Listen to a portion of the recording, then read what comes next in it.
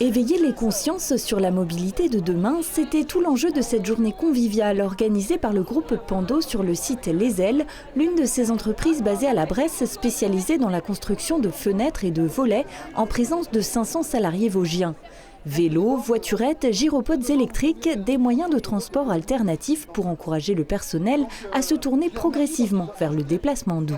L'idée, c'est que les salariés voient que le monde évolue, qu'il y a des solutions qu'ils connaissent, mais qui ne sont pas forcément les solutions de demain. Les grosses voitures électriques très chères avec plein de matériaux, qui consomment beaucoup d'énergie pour des autonomies dont on n'a pas besoin 95% du temps. Et puis, il y a plein de solutions qui sont pertinentes, durables, déjà rentables si on se donne les moyens de changer nos modes de vie et qu'on leur présente et qu'on est capable de les accompagner pour se les approprier. Une initiative qui s'inscrit dans le cadre du projet d'entreprise à mission que le groupe s'est fixé en 2021.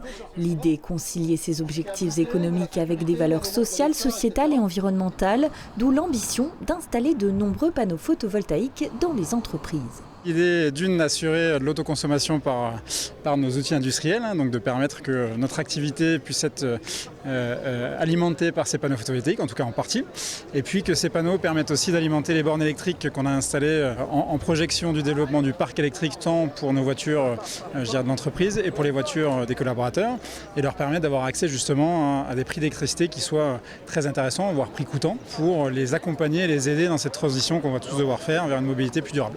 De quoi recharger donc les véhicules divers et variés à l'image de ceux présentés sur ces différents stands, même si ce n'est pas encore à l'ordre du jour pour la plupart des salariés.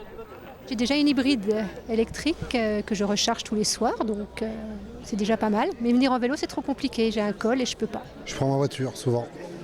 C'est le temps en fait qui est compliqué en vélo, c'est compliqué quand il pleut tout le temps. Et là c'est parti.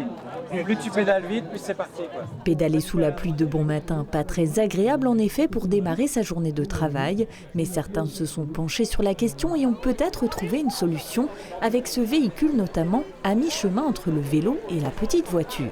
C'est un vélo d'un point de vue légal, mais ça ressemble à un petit véhicule. Et en fait, l'idée de base, moi j'étais sportif, écolo, et je me suis dit je vais faire mes trajets à vélo. Sauf que quand il pleut, je me suis dit il faudrait faire quelque chose, avoir un petit toit au-dessus.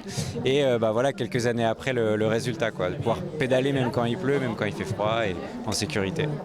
Les alternatives durables en tout cas ne manquent pas et promettent de se développer encore davantage à l'avenir. Reste à franchir le cap. Qui sait, certains ici ressortiront peut-être convaincus.